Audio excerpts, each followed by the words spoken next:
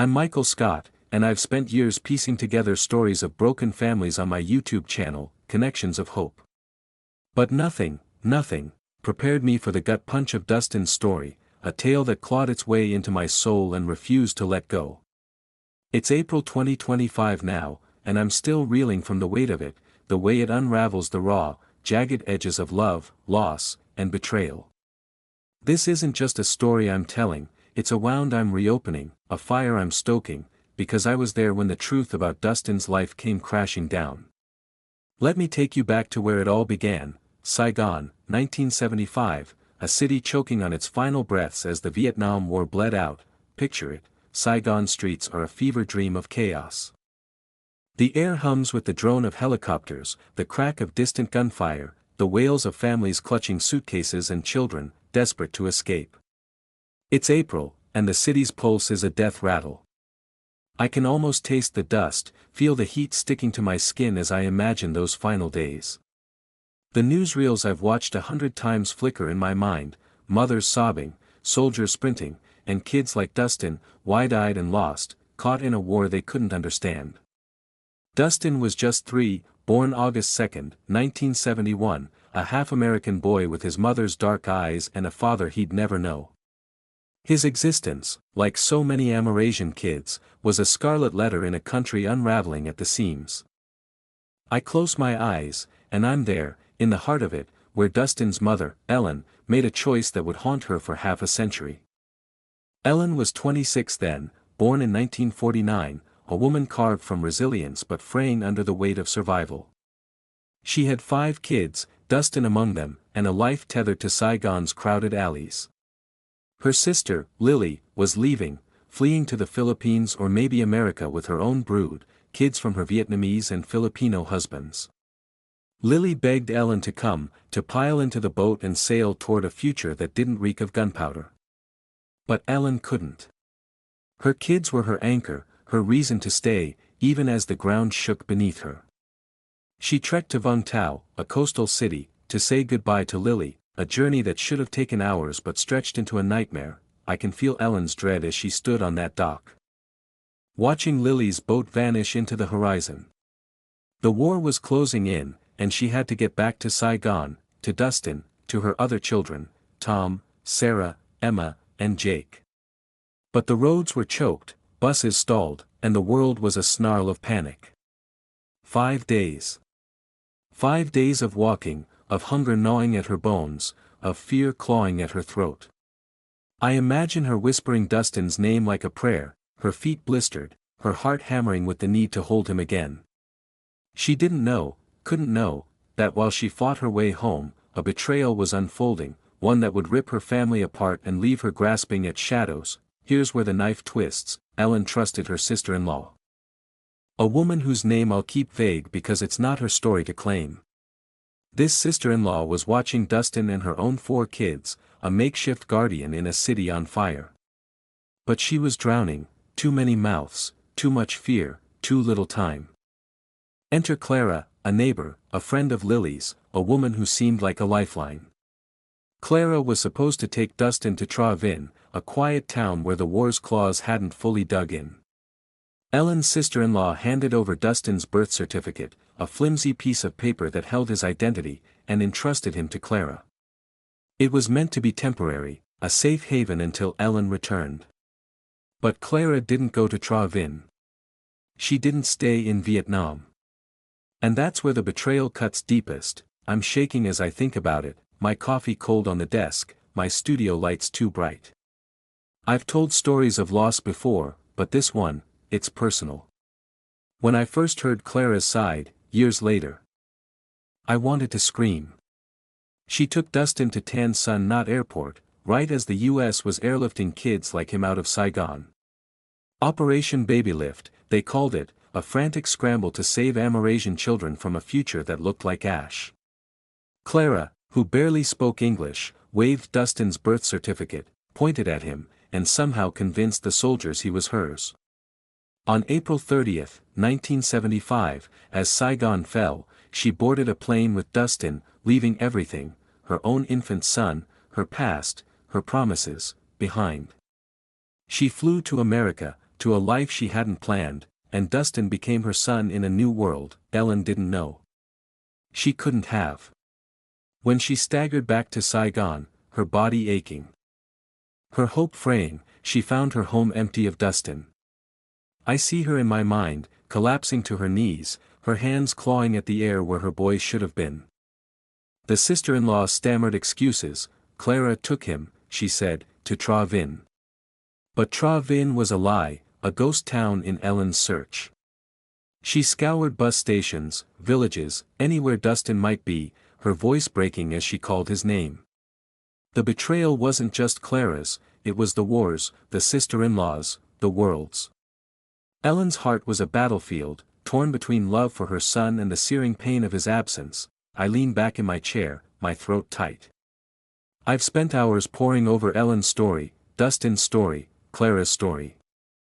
Each one is a shard of glass, sharp and jagged, cutting me as I try to fit them together. Dustin grew up in America, raised by Clara, speaking English. Building a life with a wife and 2 kids. He's 53 now, a man with questions he buried deep. Ellen, 75 and frail, never stopped searching, her other children carrying her grief like a shared wound. And Clara, who made a choice that saved Dustin but broke Ellen, carried her own secrets, her own scars. This story isn't just about loss, it's about the collision of choices, the way they ripple across decades. When I got the call from Emma, Dustin's sister, in 2023, begging me to find her brother, I felt it, the weight of 49 years, the ache of a mother's empty arms. When Clara reached out in 2024, her voice trembling, I knew this was bigger than my channel, bigger than me.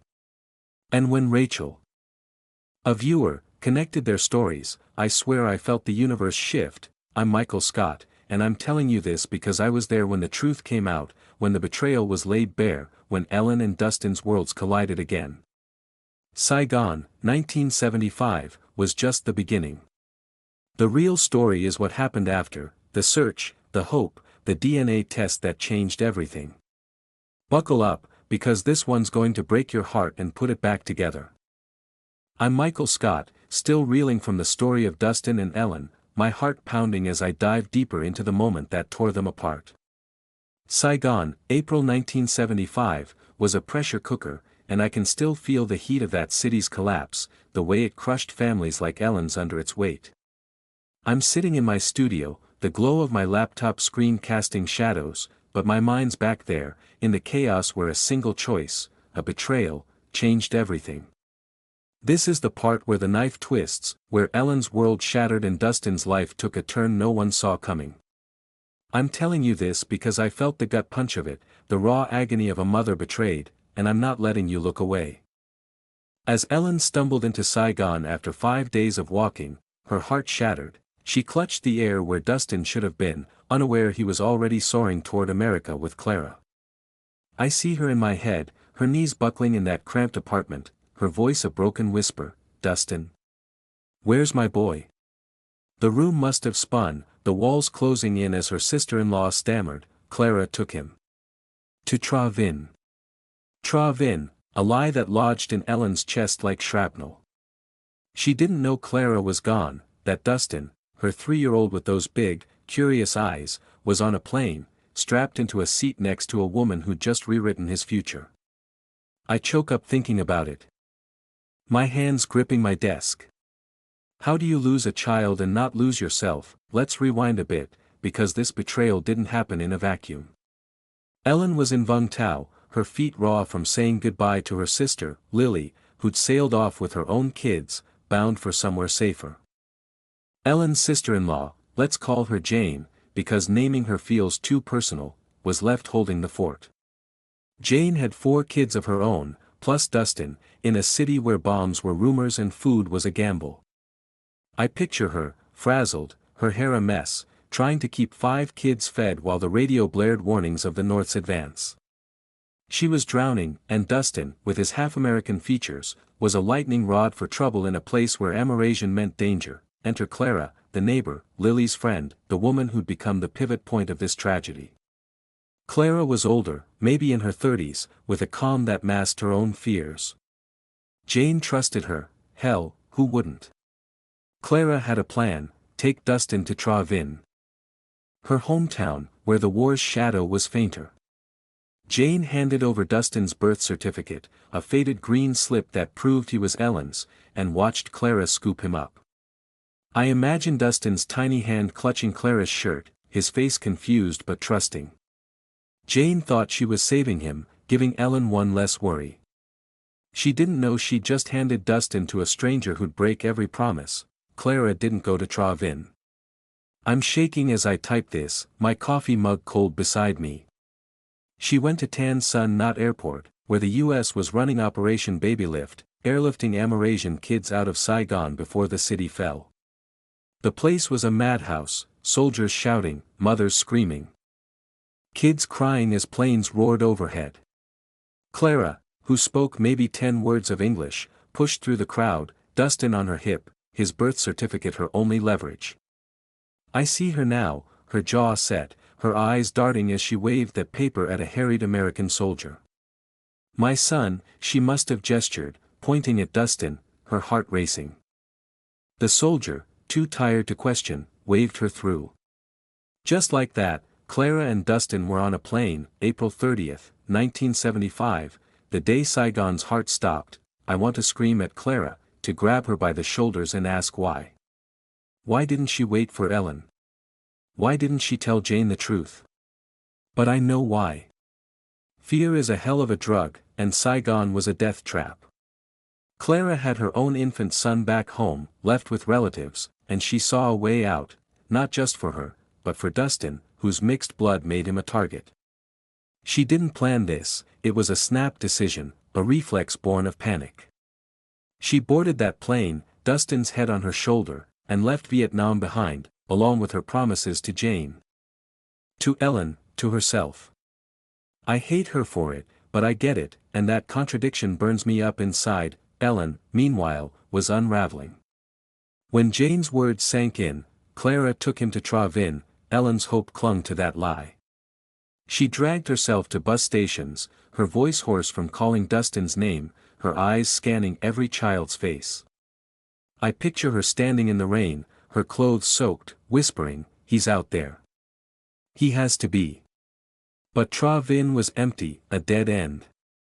Jane's betrayal wasn't malicious, it was negligence, a failure to follow through, to confirm Clara's plans. And Clara's betrayal? It was a theft, even if she didn't see it that way. She took Dustin's past, his mother, his identity, and gave him a new life without asking if it was hers to give. My throat's tight now, my studio too quiet. I've read the letters Ellen wrote years later, the ones Emma shared with me, where she described those days as a fog of pain. She didn't blame Jane, not fully, she knew the war made monsters of everyone. But Clara? Ellen didn't know Clara's name then, only that someone had stolen her son. The betrayal festered, a wound that never healed, even as she raised Tom, Sarah, Emma, and Jake, her other kids, who felt Dustin's absence like a ghost in their home. I'm Michael Scott, and I'm telling you this because I felt Ellen's pain when Emma first called me in 2023, her voice cracking as she begged for help. I felt it again when Clara's email landed in 2024. Her words heavy with guilt. The separation wasn't just a moment, it was a fracture that spanned 49 years, a betrayal that left Ellen grasping at air and Dustin growing up a world away, unaware of the mother who'd die for him. This story's not over. Clara's choice, Ellen's loss, they're just the beginning. Stick with me, because the truth is coming, and it's going to hit like a freight train. I'm Michael Scott, and I'm still haunted by the fracture that split Dustin from Ellen in 1975, a betrayal that's been gnawing at me since I started unraveling this story for Connections of Hope. My studio's a cocoon of silence tonight, but my head's screaming with the weight of what came next, the decades of silence, the lives built on opposite sides of the world, the betrayal that festered like a wound nobody could see. Saigon's chaos faded, but the pain it left behind? That's the real story, the one that claws at my chest as I piece together how Dustin grew up an ocean away from Ellen, both of them carrying holes in their hearts they couldn't name. This is Life Apart, and it's a slow burn that'll break you. Dustin was 3 when Clara carried him onto that plane, his tiny world upended as Saigon vanished beneath the clouds. I picture him now, a kid with no memory of his mother's voice, growing up in suburban America, think picket fences, 4th of July barbecues, and Saturday morning cartoons. Clara gave him a new name, a new life, raising him as her own in a small California town. By 2025, Dustin's 53, a man with a steady job, a wife who loves him, and 2 kids, 24 and 21, who call him Dad. He's the guy you'd see coaching Little League or flipping burgers at a backyard cookout, all smiles and stability. But there's a shadow in his eyes, one I caught when I first saw his photo. It's the shadow of a question he buried deep: who am I? Really? Clara was his rock, don't get me wrong. She poured everything into him: school, college, a shot at the American dream. But she paid a price. I see her in my mind, a single mom in a new country, working double shifts at a diner, her hands cracked from dishwater, her heart heavy with the son she left behind in Vietnam. Clara's own infant boy was with relatives back home, and she didn't see him again for years. That's the kind of sacrifice that guts you, the kind that makes you wonder if she ever forgave herself for what she did to Ellen. She told Dustin the truth when he was a teenager, maybe 15, sitting him down at their kitchen table with a photo of Saigon and a story he couldn't fully grasp. "You had another mother," she said, her voice cracking. Dustin nodded, but he didn't push. He'd tried searching once, through some adoption program, and got nowhere. The betrayal wasn't Clara's alone, it was the system's, the wars, the world's, and it left him scared to hope. I'm shaking as I think about Dustin staring at that photo. A faded snapshot of a city he didn't remember. I imagine him tracing the edges, feeling a pull he couldn't explain, like a song stuck in his head with no lyrics. He built a life, sure, married his high school sweetheart, got a house with a mortgage, cheered at his kids' soccer games, but that question never left. It was there in the quiet moments, when he'd catch his reflection and wonder about the woman who gave him those dark eyes. My throat's tight now, my coffee gone cold. I've seen the emails Dustin sent me later, his words careful but raw: I want to know her, but what if she's gone? That's the turmoil, the fear of betrayal by fate itself, and it's eating me up as I tell this. Across the Pacific, Ellen was fighting her own war. She's 75 now, her body frail, her hair silver, but back then, she was a mother on fire, searching for Dustin in every corner of Vietnam. I see her trudging to Bac Lu, a coastal town, her shoes worn thin, asking strangers if they'd seen a boy with her son's face. Bus stations, markets, dusty roads, she haunted them all, her voice a plea: his name's Dustin. He's mine. But the trails went cold, and the lie about Trà Vinh, fed to her by Jane, her sister-in-law, was a ghost that never stopped haunting. Ellen didn't know Clara had taken Dustin to America, didn't know her boy was learning English, eating peanut butter sandwiches, living a life she couldn't imagine. The betrayal cut deeper with every empty lead. Every night she lay awake, picturing Dustin's tiny hand slipping from hers. Ellen raised her other kids, Tom, Sarah, Emma, and Jake, in a home shadowed by loss. They felt it too, the absence of a brother they barely knew. I've read Emma's letters, the ones she sent me in 2023, describing their mom as a woman who smiled for them but cried when she thought no one saw. Ellen kept her pain private, a locked box she only opened in secret. She'd sit by the window, clutching Dustin's old blanket, whispering prayers he was safe. Her kids grew up, had kids of their own, but Dustin's ghost never left. I'm choking up now, my fingers hovering over the keyboard. The betrayal wasn't just Clara's or Jane's, it was Time's, stealing 49 years from a mother who'd have walked through fire for her son. Clara, in her own way, was trapped too. By 2024, she'd retired, her hair gray, her hands still carrying the weight of that choice. She'd reunited with her own son, but the guilt of taking Dustin never faded. I imagine her at night, staring at old photos, wondering if Ellen was still out there, still searching.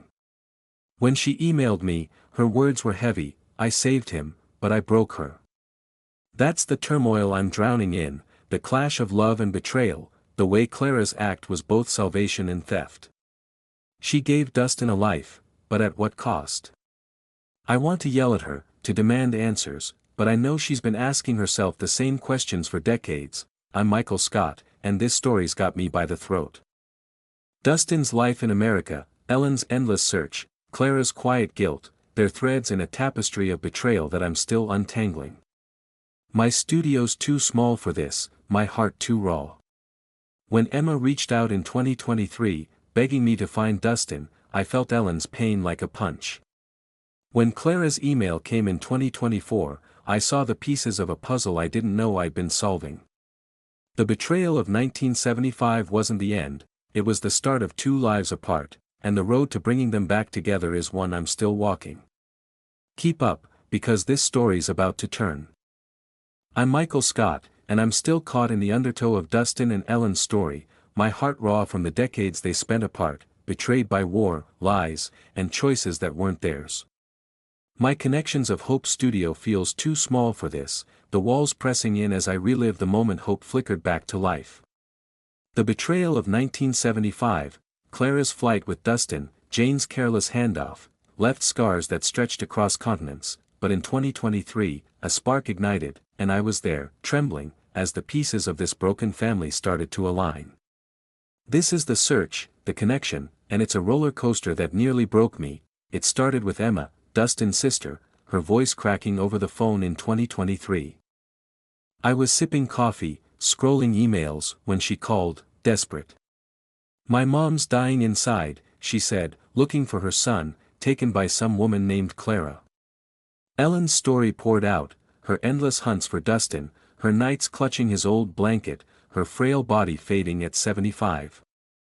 I felt it like a punch, the betrayal Ellen carried, not just from Clara but from a world that let her son vanish. Emma's plea was raw, find Dustin, give her mom peace before it's too late. I promised I'd try, but my hands shook as I hung up. I'd done reunion stories before, but this one. It was a needle in a haystack, and I was terrified I'd fail. I posted Emma's story on my channel, a video titled Lost Son of Saigon. I described Dustin, the Amerasian boy swept away in 1975, and Ellen's search, her pain a living thing. Views climbed, comments poured in, but no leads. I'd refresh my inbox like a man possessed, hoping for a clue, my gut twisting with every dead end. Ellen's face, etched in Emma's photos, haunted me, those eyes, hollow from loss, daring me to keep going. I couldn't let her down, but the betrayal's shadow loomed large, mocking me. What if Dustin was gone? What if Clara had erased him completely? Then, in 2024, Clara's email hit my inbox like a lightning bolt. I was in my studio, late, the glow of my laptop my only company. I raised a boy named Dustin, she wrote, her words heavy with guilt. I took him from Saigon. I need to find his mother, Ellen. My heart stopped. Clara, the woman who'd betrayed Ellen, was reaching out, her retirement stirring memories she couldn't bury. She detailed 1975, Lily's friendship, Jane's handover, the airport chaos. It matched Emma's story like a puzzle snapping together. I wanted to scream at Clara, to demand why she'd waited 49 years, but her email bled remorse. I saved him, but I broke her. That's the turmoil tearing me apart. Clara's act was love and theft, and I was caught in its crossfire. I needed proof, something to bridge Emma and Clara. That's when Rachel, a viewer, became my miracle. Picture a Vietnamese-American mom, up past midnight, scrolling YouTube on her phone. Rachel watched Clara's video, then Emma's, her pulse racing as names, Ellen, Dustin, Clara, Lily, clicked. She messaged me at 2 a.m., her words frantic, Michael, these are the same people. I read it bleary-eyed, my coffee cold, and felt the universe shift. My team, led by Hannah, dug in, cross-checking details, Dustin's birth date, Lily's departure, Clara's Trà Vinh lie. It was airtight. I called Emma, my voice shaking. We found Clara, I said. She has Dustin. Emma sobbed, and I choked up, the weight of Ellen's pain crashing over me. I arranged a call between Ellen and Clara, my heart pounding as I dialed. Ellen, frail in her Saigon home, saw Clara's photos of Dustin, his childhood, his smile, his life in America. "That's my boy," she whispered, tears streaming. Clara nodded, her face crumpled with guilt. I watched, my throat tight, as Ellen forgave the woman who'd taken her son, her grace cutting me deeper than anger ever could. But Dustin, cautious after a lifetime apart, needed more. "I want a DNA test," he said via email, his words guarded. I got it. Betrayal had burned him before, and he wasn't risking his heart without proof. I'm Michael Scott, and this search, this connection, nearly undid me. Emma's call. Clara's confession, Rachel's late-night message, they're the threads pulling Dustin and Ellen back together, but the betrayal's shadow lingers. My studio's a mess, papers strewn, my soul heavier than ever. The DNA test is coming, and with it, the truth. Hold on, because this story's about to explode. Tears streamed down Ellen's face as Hannah's voice rang out, "The DNA matches, Dustin is your son." And in that instant, 49 years of betrayal dissolved into a sob that shook my core.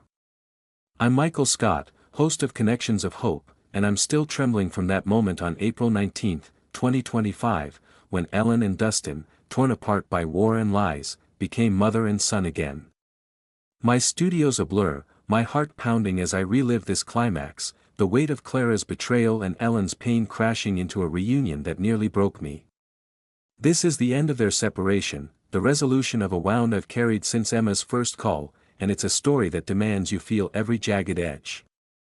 I was on that video call, my screen split between Ellen in Saigon, her frail hands shaking, and Dustin in California, his eyes wide with disbelief.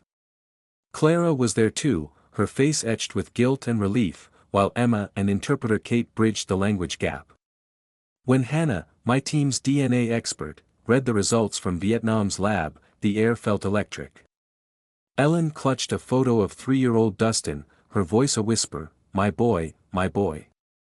Dustin's voice broke as he said, "I'm home, Mom," and I swear I felt the earth shift. I choked up, my coffee mug forgotten, my studio too small for the joy and pain colliding. The betrayal, Clara's flight with Dustin, Jane's lie about Trà Vinh, had kept them apart for decades. And now, truth was stitching them back together. But the turmoil didn't end there. I saw it in Dustin's eyes, the 53-year-old man wrestling with a lifetime of questions. He'd grown up American, with Clara's love, a wife, 2 kids, 24 and 21, and a life of barbecues and PTA meetings. Yet he'd always felt a void, a betrayal by the past he couldn't name.